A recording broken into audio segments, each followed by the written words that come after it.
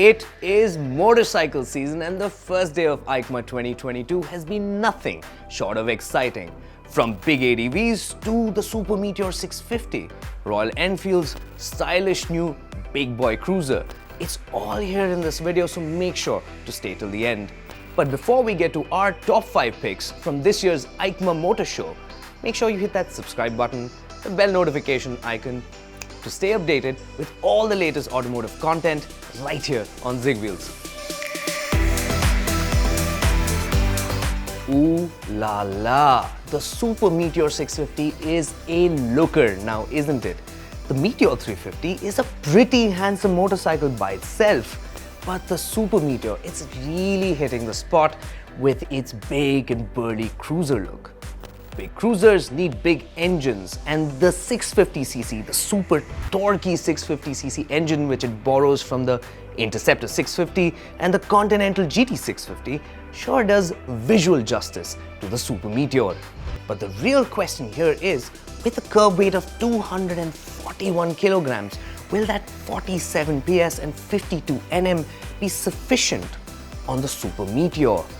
But what's clearly working for the cruiser is its new chassis and the upside down fork, which, by the way, is a first on any Royal Enfield till date. Even the braking hardware has been revised to a 320mm and 300mm single disc setup front and back.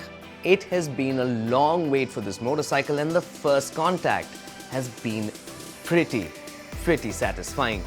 Definitely worth the wait.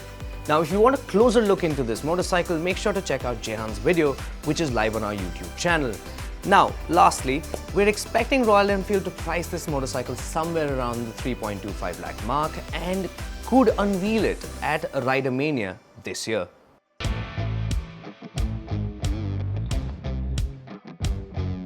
The CL500 is the fifth 500cc bike to feature in Honda's middleweight lineup. And boy oh boy does it look cool. The plucky little thing has been built using the Rebel 500 Cruiser as the base platform, but has been altered considerably to match that urban scrambler proportion. It features a 471cc parallel twin liquid-cooled engine which makes 46 PS and 43 Nm and weighs around 192 kilograms. Yeah, it makes a bit more power than say a Duke 390 and is a little chubbier too, but that twin-cylinder experience will be oh so sweet. 2 years ago, Honda expressed desire to bring its 500cc range of motorcycles to India.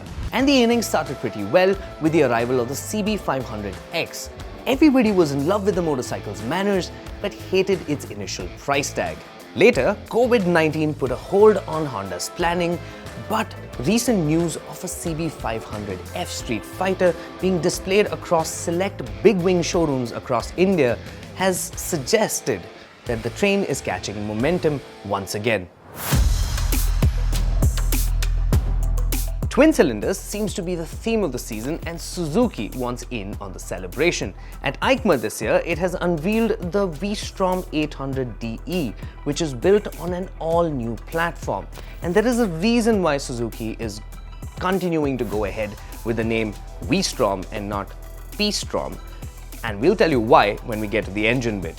While the bike retains that iconic V-Strom look, the new headlight with the vertically stacked LED projectors looks way more menacing as compared to, say, the V-Strom 650, which just looks so cute, man. It's powered by a 776cc liquid-cooled parallel twin engine which makes about 84 PS and 78 Nm. It gets a counterbalancer for enhanced refinement and a 270-degree firing order which mimics the feel and performance of a V-twin engine, and you also get that sweet raspy note. And this is why Suzuki is calling it a V-Strom and not a P-Strom. The new middleweight ADV gets an all-new frame and fully adjustable suspension by Showa with 220mm of wheel travel at the front. In terms of electronics, it gets switchable ABS, 3-stage traction control system, a ride-by-wire throttle, bi-directional quick shifter, 4 riding modes, and a 5-inch TFT display. While the launch timings for the big ADV is yet to be revealed, the likelihood of it coming to India is pretty high, but not anytime soon.